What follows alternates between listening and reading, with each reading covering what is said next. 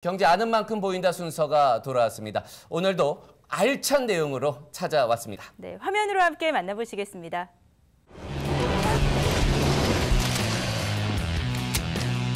살다 보면 말이에요. 이렇게 준비가 부족해 많은 경우가 생기죠. 따라서 우리는 만약을 대비해 늘 준비하는 자세를 가져야 합니다. 대한민국 정부 역시 예외는 아닙니다. 어떤 상황이 발생하건 잘 대처하기 위해선 언제나 준비 또 준비하고 있는데요. 오늘은 정부가 하는 준비 내용 중에서 환율 변동에 대비하는 채권, 즉 외국환 평형 기금 채권에 대해 알아보겠습니다. 시선 집중!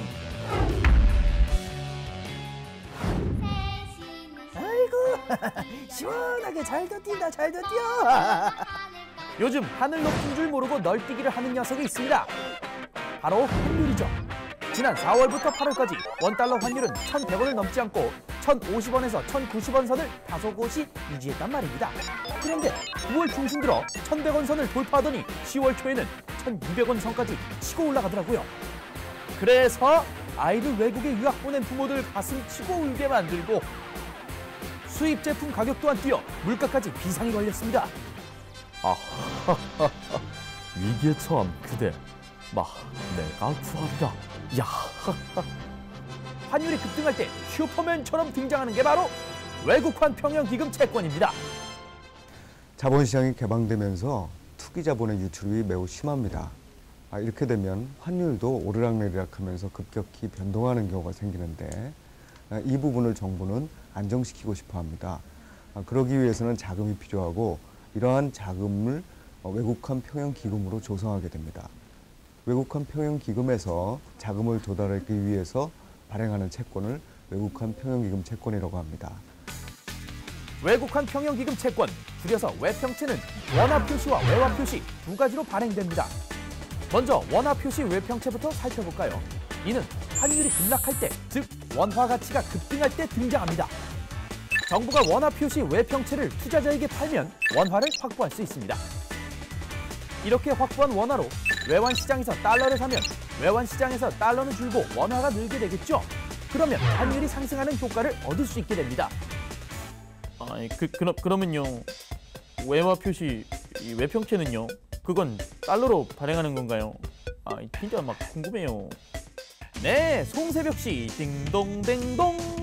외화 표시 외평채는 환율이 급등할 때, 즉 원화 가치가 떨어질 때 정부가 외국에서 달러화로 발행하는 것을 말하죠. 정부가 외화 표시 외평채를 발행해 달러를 확보한 후 외환 시장에 달러를 공급하면 달러가 많아지기 때문에 원화 가치가 상승하죠. 따라서 환율 하락의 효과를 거둘 수 있습니다. 정부가 외화 표시 외평채를 발행할 때는 미국 국채에 대비해서 해외 투자자들한테 조금 더 가산금리를 붙여주게 됩니다. 이 가산금리의 의미는 미국 국채보다 우리나라 국채가 다소 위험하다는 것을 의미하는데요.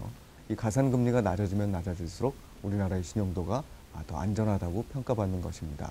따라서 외화 표시 외평채가 성공적으로 발행됐다는 것은 이 낮은 금리, 특히 낮은 가산금리로 우리가 원하는 만큼의 자금을 외화로 조달했다는 것을 의미합니다. 자, 외평채 뜻도 알았고 플러스 지식도 쌓았으니 이제 기획재정부가 발표한 2012년 외국환 평형기금 운용 계획안의 의미를 살펴볼까요? 기획재정부는 내년 원화 표시 외평채 발행 한도를 사상 최대인 18조 원으로 외화 표시 외평채 발행 한도는 꼴랑 1조 원으로 설정했습니다. 이는 곧 최근의 환율 상승에도 불구하고 환율 상승보다는 하락을 방어하겠다는 의미죠. 도대체 왜 그랬지? 이유가 뭐예요? 야, 뭐냐? 환율이 하락하면, 즉 원화 가치가 상승하면 우리 수출품의 외화 표시 가격이 덩달아 오르잖아요. 그럼 수출의 타격을 입게 되겠죠. 그러므로 정부는 수출업계를 보호하기 위해 적극적으로 환율 하락을 막겠다는 겁니다. 이제 이해 좀 되셨나요? Understand? 오케이? 그런데 말입니다. 외평채는 손실이 엄청난 채권입니다. 원화 가치가 오를 때 정부는 원화 표시 외평채를 발행해 달러를 사죠. 이익을 보려면 이와 반대로 달러를 팔고 원화를 사야 하는데 말이죠. 가치가 떨어지는 달러를 사봤자 손해만 볼 뿐입니다. 물론 이 채권은 환율 안정이 목적이기 때문에 반대 방향으로 거래를 할 수밖에 없지만 손실이 크다는 걸 확인하니 씁쓸하네요. 가장 좋은 건 외평채가 발행되지 않도록 환율이 안정되는 거겠죠. 그날이 하루빨리 찾아오길 오늘도 저는 기도합니다. 네, 오늘 전해드린 경제 상식과 정보 어떠셨습니까? 도움이 꼭 되셨으면 좋겠습니다. 네, 저희 프로그램을 보고 시청 소감을 게시판에 올려주시면 저희가 또 추첨을 통해서 공연 티켓을 선물로 드리겠습니다. 네, 그럼 KDI와 함께하는 알기 쉬운 나라 경제 여기서 인사드리겠습니다.